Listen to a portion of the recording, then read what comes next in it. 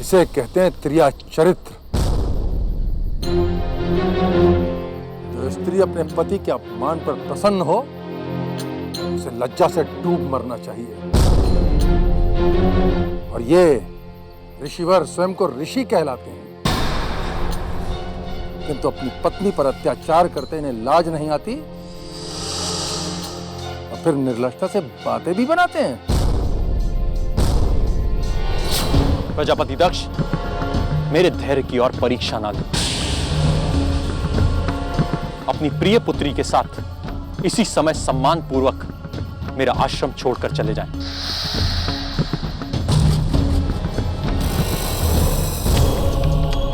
क्योंकि यदि मेरा धैर्य चूक गया तो वो आपके लिए अच्छा नहीं होगा।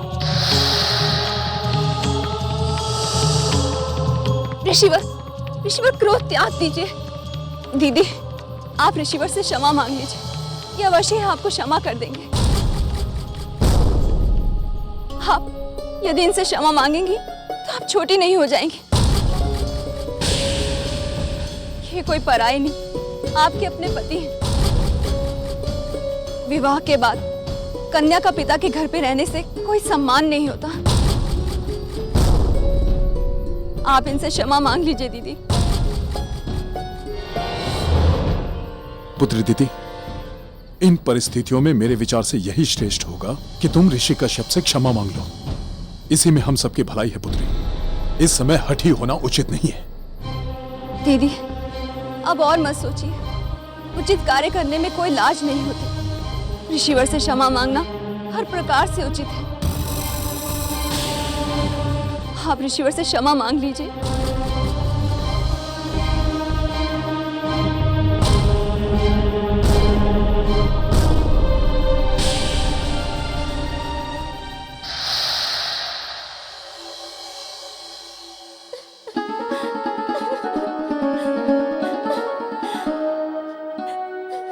अब क्या हुआ देवी रोहिणी? कोई नई बात हो गई क्या?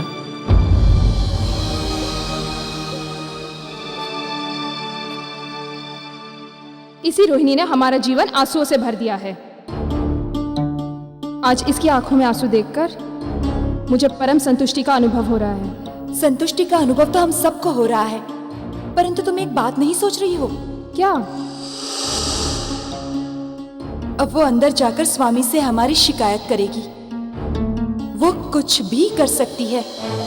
यह तो सच है, और उसकी आंखों में आंसू देखकर स्वामी को क्रोध आ जाएगा। कहीं ऐसा न हो कि स्वामी फिर से त्याग कर दे। यदि उन्होंने इस बार हमारा त्याग किया तो यह त्याग हमेशा के लिए होगा। वे हमें अब क्षमा नहीं करेंगे। तुम सब ठीक कहती हो। पता नहीं वो अंदर जाके क्या क्या बोलेगी।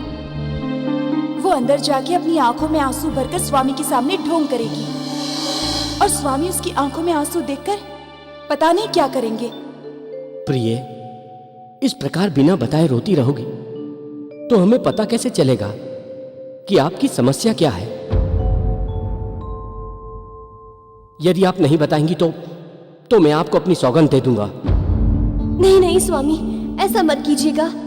तो फिर बताइए ना, क्या बात है? बात जो है वह तो आप जानते ही हैं।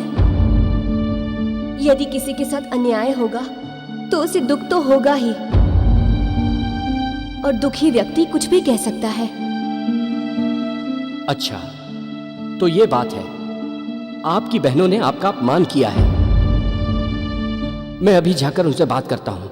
नहीं नहीं स्वामी, उनका कोई दोष नहीं है। दोष तो है उनका। उनका साहस कैसे हुआ तुम्हें ऐसा कहने का? स्वामी, आप उनके साथ इतनी कठोरता से व्यवहार करते हैं।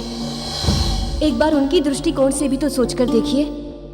जब एक कन्या अपने पति के घर आती है तो उसके कितने सपने और कितनी महत्वाकांक्षाएं होती हैं, और यदि उसका पति उसकी तरफ देखे भी ना तो उसे कितना दुख होगा। वैसा ही मेरी बहनों को भी लगता है। इसीलिए यदि वे कभी कुंठित होकर मुझसे कुछ कह भी दे तो उन्हें दोषी नहीं ठहराया जा सकता। ठीक कहा आपने। दोष तो वास्तव में आपके पिताश्री का है, जिन्होंने मेरी इच्छा के विरुद्ध मेरा विवाह आपकी अन्य बहनों से कर दिया। उनका दोष तो है, किंतु अकेले उनका दोष नहीं है। तो और किसका दोष है? स्वामी, पिताश्री ने आपके सामने प्रस्ताव रखा था कि यदि आपको मुझसे विवाह करना है तो मेरी अन्य बहनों से भी विवाह करना होगा, किंतु ये प्रस्ताव स्वीकार तो आप ही ने किया। यदि आप वो प्रस्ताव स्वीकार नहीं करते तो आपका विवाह मेरी बहनों से नहीं होता।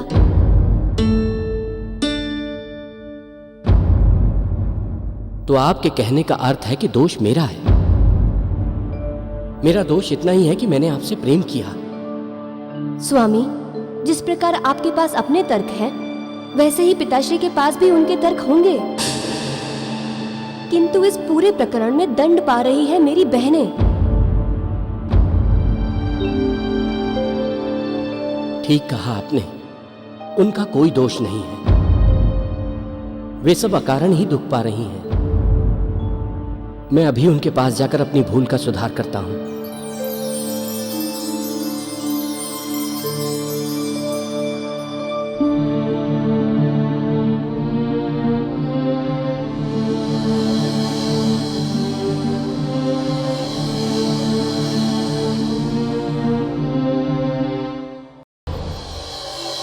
यदि मेरे पति ने मेरा त्याग कर दिया तो मेरे होने वाले पुत्र का भविष्य अंधकारमय हो जाएगा।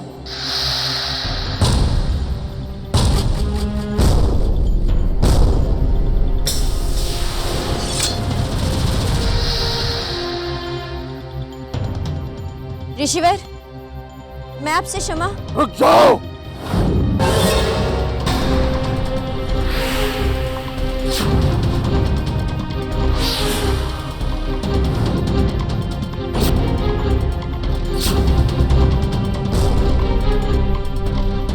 ऋषिवर क्या समझता है? छोटे मोटे चमत्कार दिखाकर ये हम पर विजयी हो जाएगा? किंतु इसने अभी हमारी सारी शक्ति देखी कहां है।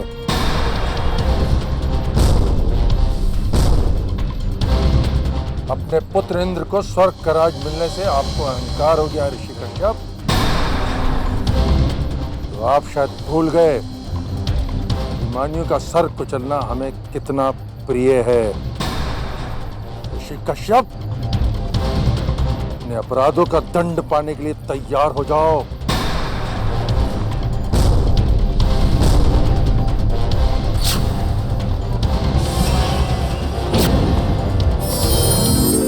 प्रभु, प्रभु, हे भगवान सूर्य नारायण, प्रभु महर्षि कश्यप के प्राण बचा लीजिए। प्रजापति दक्ष उनकी हत्या करने ही वाले हैं। हे प्रभु, उनके प्राण बचा लीजिए। भगवान बचा लीजिए महर्षि कश्यप को। देवर्षि, जितनी चिंता आपको हमारे भक्तों की है, उससे कई गुना चिंता हमें है उनकी। और आपके हस्तक्षेप के बिना भी हमारे भक्तों पर हमारी कृपा बनी रहती है। यदि आप उनकी गुहार लगाने यहां नहीं भी आएंगे, तब भी हम उनकी रक्षा करेंगे ही।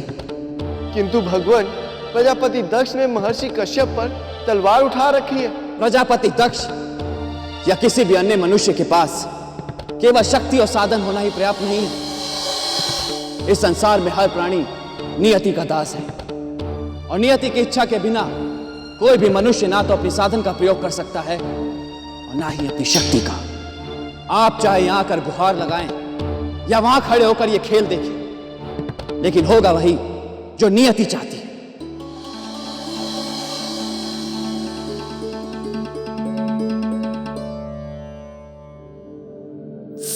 मुझे तो नींद आ रही है। तो फिर अपने कक्ष में जाकर सो जाओ। अकेले अपने कक्ष में जाऊंगी तो नींद उड़ जाएगी। तो फिर यही सो जाओ। वैसे भी हम सबको एक साथ रहना ही ठीक होगा। यदि स्वामी आए तो सबसे एक साथ चर्चा हो सकेगी।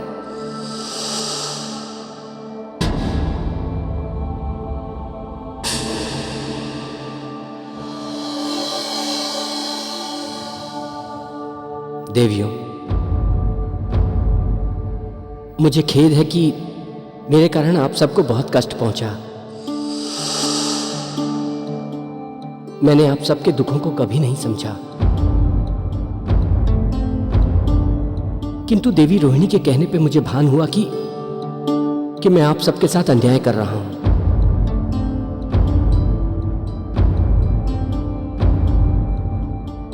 लेकिन मैं आपको विश्वास दिलाना चाहता हूं कि भविष्य में ऐसा कभी नहीं होगा। शायद आप लोगों को पता होगा मैं देवी रोहिणी से कितना प्रेम करता था और उन्हीं से विवाह करना चाहता था, किंतु आपके पिताश्री ने मुझसे यह शर्त रखी थी कि यदि मुझे देवी रोहिणी से विवाह करना है तो आप सबसे भी विवाह करना होगा।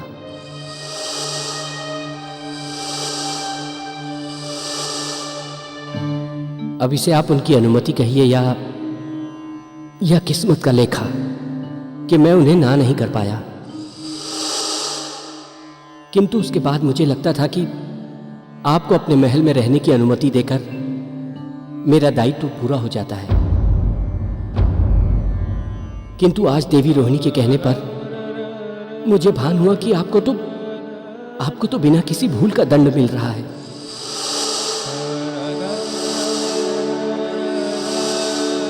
इसलिए मैंने ये निर्णय लिया है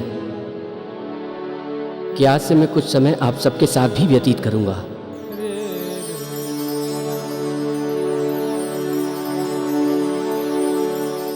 और आपके सुख दुख में भागीदार बनूंगा।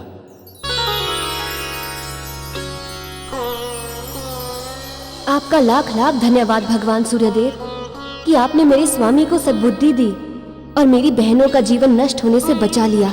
किंतु एक बात मैं आप लोगों से और स्पष्ट कर देना चाहता हूं कि जो स्थान मैंने अपने जीवन में देवी रोहिणी को दिया है वो स्थान मैं आप सबको नहीं दे पाऊंगा। मैं पूरा प्रयत्न करूंगा कि आप सबके मान सम्मान का ध्यान रखूं और आपको किसी चीज की असुविधा ना हो, किंतु जो स्थान देवी रोहिणी को मैंने अपने जीवन में दिया है वो स्थान मैं आप सबको नहीं दे पाऊंगा।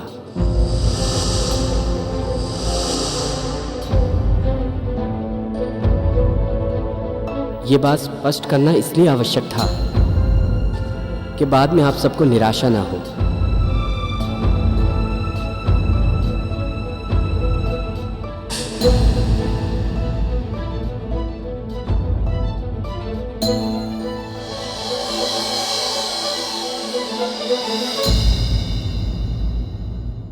स्वामी की अंतिम बातों का अर्थ तुम लोगों की समझ में आया?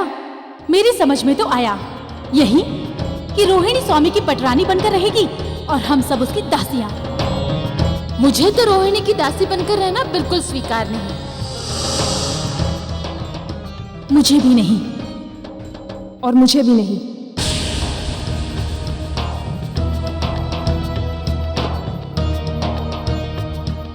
यदि पिताश्री ने ऋषिवर का वध कर दिया तो मैं विधवा हो जाऊंगी, फिर तो मेरा जीवन ही व्यर्थ हो जाएगा। इन्हें रोकना चाहिए। ऋषि कश्यप,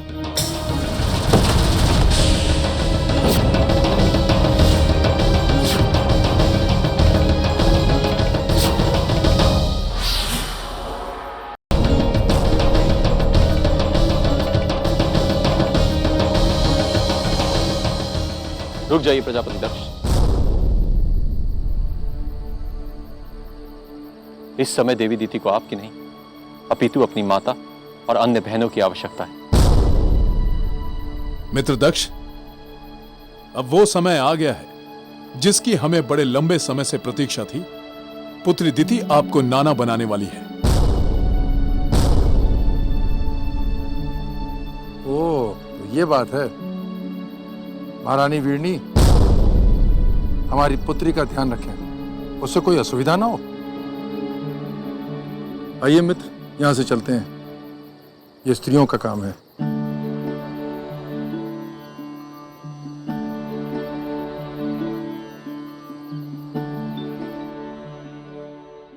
स्वामी तो बहनों के कक्ष से बहुत पहले ही निकल चुके थे, किंतु वो अब तक यहां पहुंचे क्यों नहीं? मुझे उन्हें चलकर देखना चाहिए।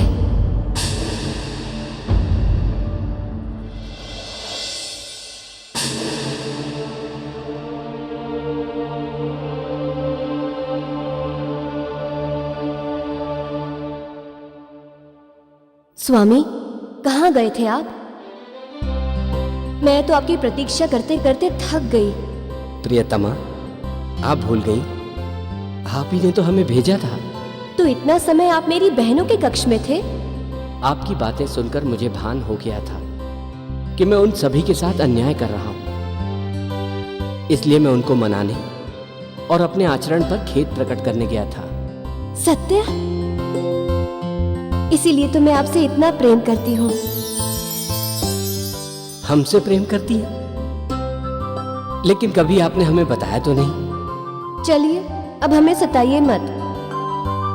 ये तो बताइए कि वहां इतना समय क्यों लग गया? मैं वहां से लौट रहा था, परंतु अचानक मेरी दृष्टि ऋषिवर कश्यप के आश्रम पर पड़ गई और वहां जो कांड हो रहा था उसी को देखने में थोड़ा सा समय लग गया। कांड? कैसा कांड? आपके पिताश्री और शुक्राचार्य।